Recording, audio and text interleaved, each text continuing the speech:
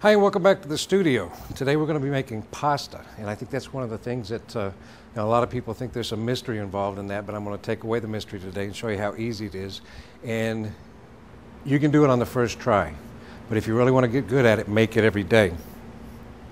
There's not a lot to it. Flour, eggs, and water, okay? There's variations on a theme. You'll find some recipe that adds more egg yolk. Now, if you go to Italy, in the north, all of the pasta is made fresh every day, and it's fun to watch the process. The eggs, the yolks of the eggs are super bright yellow, and one of the chefs was going on about how they achieve that. They feed a shrimp to the chicken, so it creates a super bright yellow egg. And actually what I found out later on is that they just use yellow food coloring. They were having fun with that one. But that's a really neat suggestion too, because you're going to have a brighter color with it. So I'm not going to be perfect on this, but we're going to talk about starting off with 2 1/4 cups of flour. And I've already sifted this. I'm just using all-purpose flour. Don't use bread flour. Don't use Wondra, okay? Double O is what they use as a superfine grind, okay? But it's not quite like that Wondra. It's just going to be too loose to work with. Sift it first, and we're going to go right on the table. So already we've lost you because, oh my God, we're making a mess. It's not that big a mess. It doesn't take too long to clean up. So 2. And I'm going to go, let's go 2 1/4. And I'm going to make a well in the middle. Okay. 2, let's go this way. Let's do one egg and 1 yolk, because you can play with it a little bit, okay? I'm thinking what's going to be nice, and what I'm going to do is I'm just going to crack this open. If you haven't done this, quick and easy.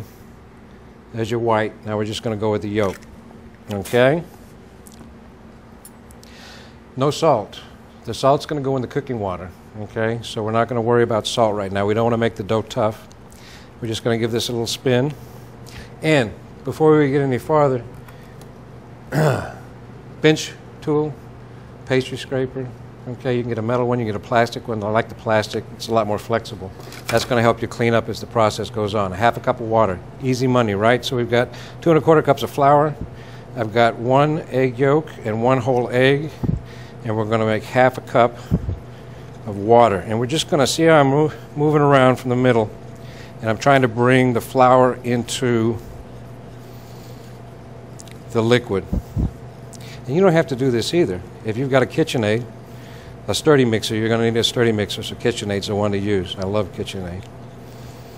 You can put it all in the KitchenAid. Put the beater attachment on. That's going to be perfect. Okay. You want to mix it in a bowl. You're afraid of getting the house dirty? That's okay too. So we've got a break in the dam. Oh my gosh, what do? We're just going to smooth this out faster. Pull this back in on itself.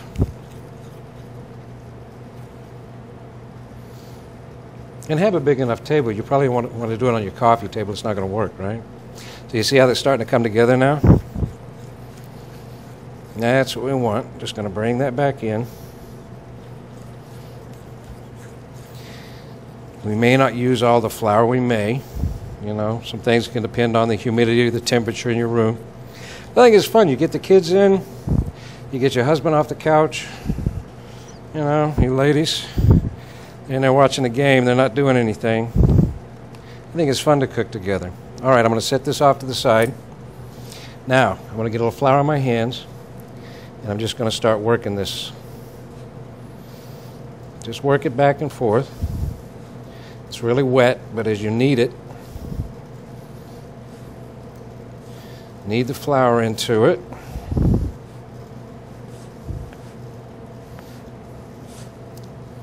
It comes together. All right. Now we can get a little rougher with it.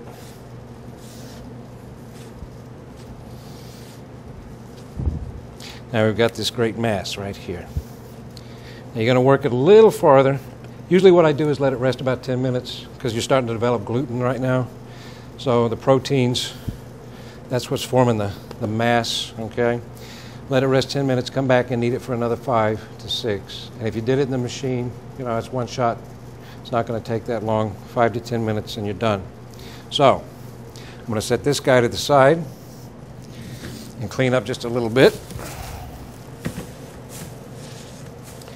And you can go ahead and leave the flour, but get some of this sticky off because that's going to make for some rough pasta. You don't want any of the egg.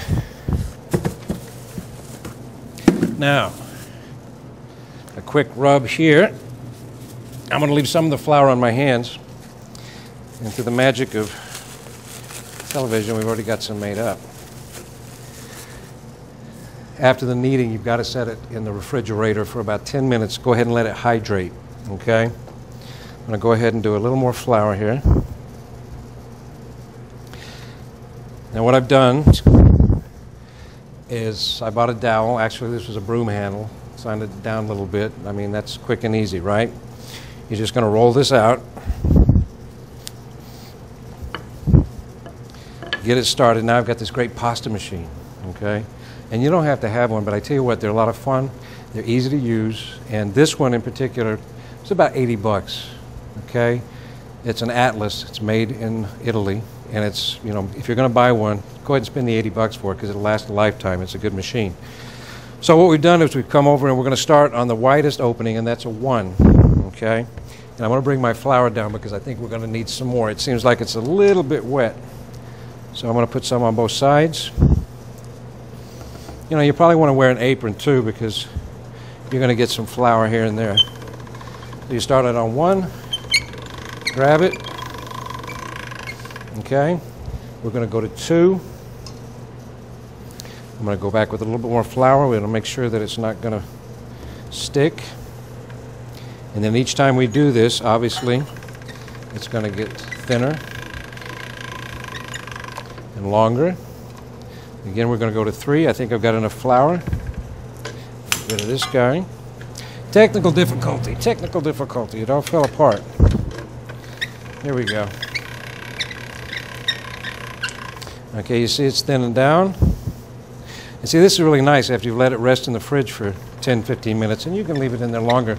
Actually, you can make it up the first day and then come back to it tomorrow. Okay, here we go again. Now we're going to 4.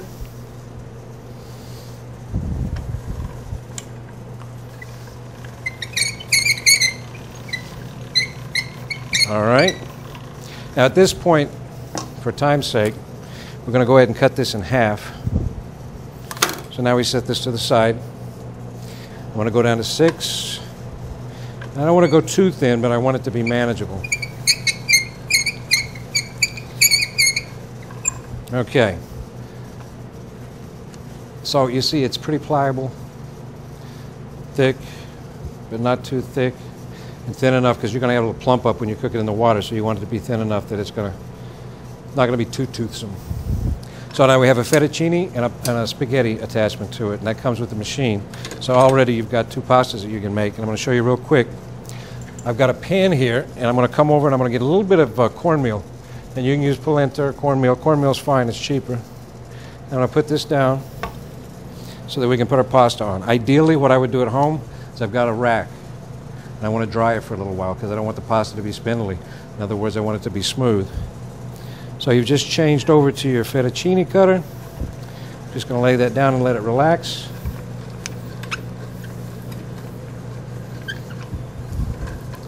And so that's it. I mean, that what'd it take? No time at all. I'm going to put a little more cornmeal on it. Okay, and there you go. Now something else that I like, and this is a fun machine too. I'm going to bring this down. Go ahead and take this guy up. It's a Cavatelli Maker. Cavatelli. It's kind of a corkscrew. I picked this up at Amazon.com. It was 48 bucks. It's a home model. But, you know, that seems like a lot of money, but it's going to last you a lifetime. It's well made. And I'll show you the premise here. What I'm going to do is take my pasta. I'm going to go ahead and fold it. Make it thick. I'm going to go ahead and use my rolling pin.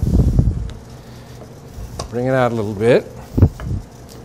Just trying to bring it together, and I'm going to go ahead and cut this off on each side. All this pasta you can roll back together. You know, it's all, none of it goes to waste. So I'm going to try for about 3/8 of an inch thick. And you may have to adjust it a little bit. It depends on your machine. There's several ones out there on the market. So basically all you're going to do, and again, a little bit more flour so it doesn't stick in the machine. The wooden rollers, you just start to feed it in and turn the crank.